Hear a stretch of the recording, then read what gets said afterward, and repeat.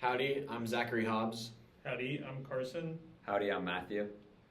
The point of our project was to configure HTTPS so that traffic between client and server were encrypted on our Bucky blog website. I was responsible for configuring a new domain name through no IP and for enabling HTTPS through certbot and Let's Encrypt on our actual server. I work to enable SSL keylogging. And I work to run TLS traffic analysis through Wireshark. Here we have our Bucky blog website. This website contains, it's a blog that's about Texas A&M men's basketball. Here's our front page, and in the top right corner we have two links directing to an about page, which tells you more about me, the writer, and a news page, which links to all the posts or blog posts that have recently been posted. Now, in order to set up HTTPS traffic on our website, we need a domain name, which we did by using the no IP free DNS service. What this does is it assigns our IP to a domain name and stores that domain name in their domain name server. The domain name we chose, you can see down here, is buckyblog.serveblog.net. That way, whenever you type in this memorable list of characters, it will pull up our website, and this will allow us to actually enable HTTPS instead of just having an unsecure IP address.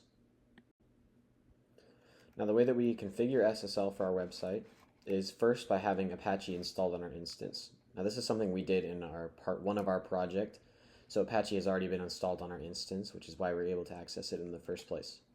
Second, we need to install certbot so that it can actually retrieve the certificate from Let's Encrypt. And third, we need to create a virtual host file, which allows us to host multiple parts of the website on our one instance instead of having to have multiple instances. Now, this screenshot here is showing the installation process of certbot and the certbot Apache plugin. Here we have, underneath these dashed lines right here, we have any dependencies being installed, like Python 3. And afterwards, it prompted me for my email, which would be entered before the installation and running of certbot and the Apache plugin would be completed. Now, once we launched certbot in Apache, what certbot does is it retrieves a certificate from Let's Encrypt. And as you can see here, it shows the location of where our certificate and our encryption keys are going to be stored on our website itself. And once it does that, and once it retrieves the certificate, the HTTPS traffic is officially enabled for traffic on our website. This is the certificate for HTTPS on our website, and you can find this by going to our website, and in any browser there's going to be some icon usually near the search bar that's going to display the certificate. Now here we have, as you can see, our domain name, which is registered as our common name in the certificate. It's been retrieved from Let's Encrypt, and here it shows how long the certificate is valid for, as the certificate is going to be valid until March 3rd, 2026. And down here we have the public key, which is used for encryption, and the private key, which isn't seen, would be used for decryption. So in the next section, I'll be walking through how we used Wireshark to analyze TLS traffic from our WordPress website. First, without decrypting any of the data, and then how we enabled SSL keylogging to decrypt and inspect the encrypted traffic. So the first thing that we did was we captured the TLS traffic before we enabled SSL keylogging so that we could compare the encrypted and decrypted traffic in Wireshark. To do this, I started capturing on Wireshark and opened the Bucky blog web page so that we could see the TLS handshake as well as the other application data packets. So two of the filters that I used were the IP address of the website, seen here, along with using the TLS protocol filter so that we could only see the packets that we wanted to inspect. So the first part of the TLS handshake that we can see is the client hello, and we can also see the server hello and the change cipher spec. On top of this, we can also see application data packets but these packets are still encrypted because we haven't enabled SSL keylogging yet. So when analyzing the TLS handshake between our computer and the website, we can open the client hello packet seen here. And with this, we can see a few different types of information, including the random identifier, which is used in the key generation process. And we can later find this in the SSL keylog file. On top of that, we can also see the server name field, which is for our website, buckyblog.serveblog.net. For the server hello on the bottom screenshot here, we can see the cipher suite that was assigned, and we can also see the supported version, which is TLS 1.3. To enable SSL keylogging, I first need to store SSL keys in a log file. So to do this for Windows, for my Windows, I went to Advanced System Settings and then to Environment Variables. As you can see here under User Variables for my system, I saved the variable name as SSL keylog file and the value here. And whenever I opened a web browser, this is where all the session keys would be stored. So as mentioned earlier, all the traffic after the client hello and the server hello is encrypted. So to allow Wireshark to decrypt this traffic, we can go to Wireshark, Preferences, Protocols, and then find the TLS protocol. And here, under pre-master secret log file name, we can select the SSL keylog that we saved earlier. And this will allow Wireshark to use these keys to decrypt the HTTPS traffic. So the next big part of our project that we wanted to show was how we capture the TLS packet traffic with our SSL keylogging in Wireshark. And these are the packets that our computer and our EC2 instance that our WordPress website's built on are sending back and forth to each other as they communicate. But this is now the decrypted version because we've applied the SSL keylogging. So we actually get to see a little bit more from Wireshark of what it's showing.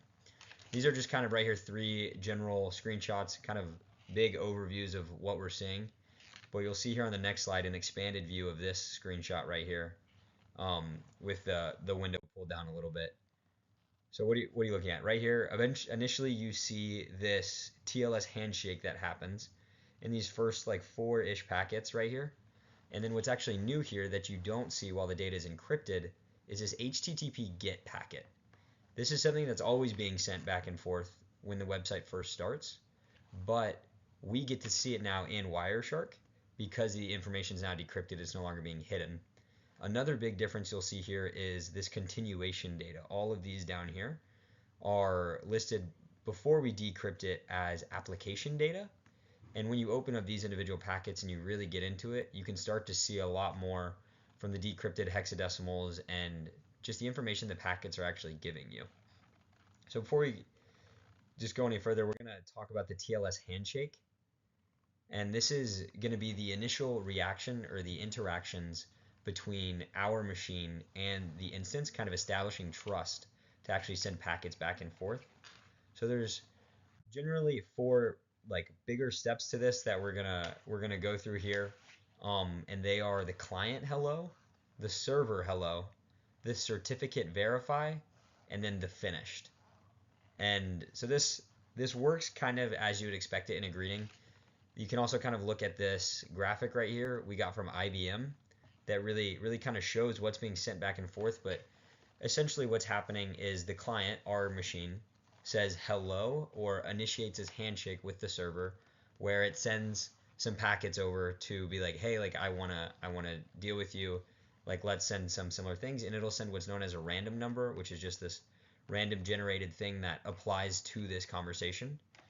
And then so the client sends that, and then what also the client sends is a bunch of different cipher choices for the server to choose from. But the server will then respond and say hello back, and then it will send some other things. It will have its own random numbers. It will choose a cipher, and then it will also send some of its own certificates, and all of this is labeled on Wireshark. We're about to see it in a second.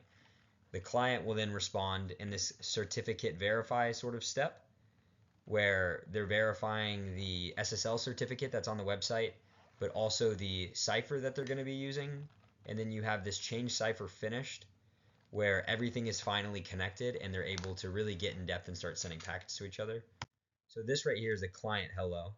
You can see that it's coming from our machine, the source, the 10.244.200.166, and it's going to the destination IP address of the server that we want. And the big thing to take note here is this cipher suites, this 16. These are 16 different ciphers that the client is sending to the server, and it's like, hey, we can do any of these. But you can also see in here, you can see the random number, you can see the content type, this handshake 22, the version, TLS, and some other different stuff. And so then you go over here to the server hello, and you see some similar information. You see the content type, it's another handshake. You see the random, you see the cipher suite that the server is actually choosing to use. It's right down here. And then like the session ID number. And you can actually take note here in this hexadecimal area. Right here is decrypted. If this were to be clicked on, you'd actually see a decrypted hexadecimal that you would not see before the SSL key logging is put in.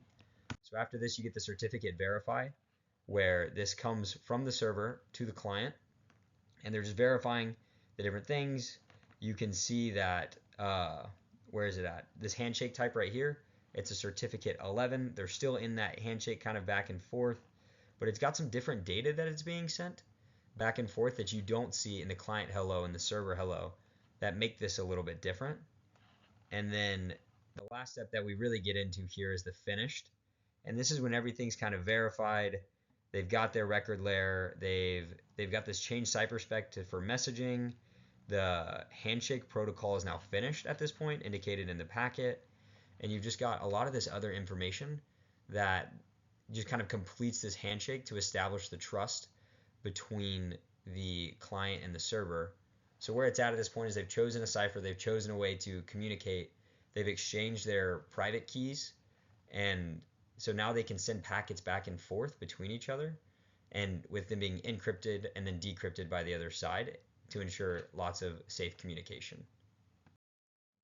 Now, lastly, one final thing that we wanted to just talk about were some security concerns and best practices for having a website. Obviously, this is not a comprehensive list of everything that could be involved, but these are just some good points to really take into consideration when you're running something like an EC2 instance or maybe your own website.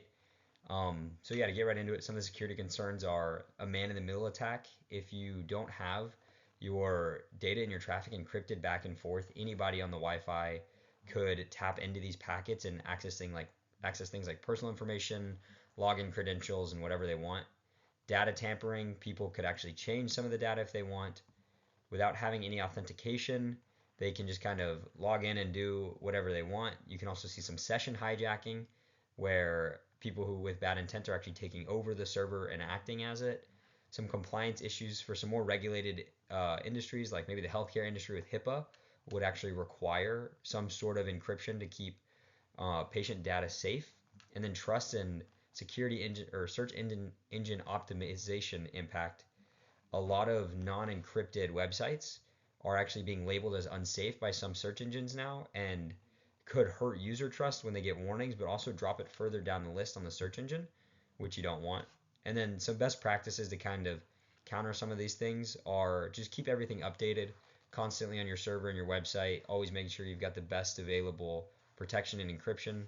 Having strong authentication, like multi-factor authentication, doesn't hurt, as it makes it harder for someone with bad intent to actually get into your website with permissions that they shouldn't have.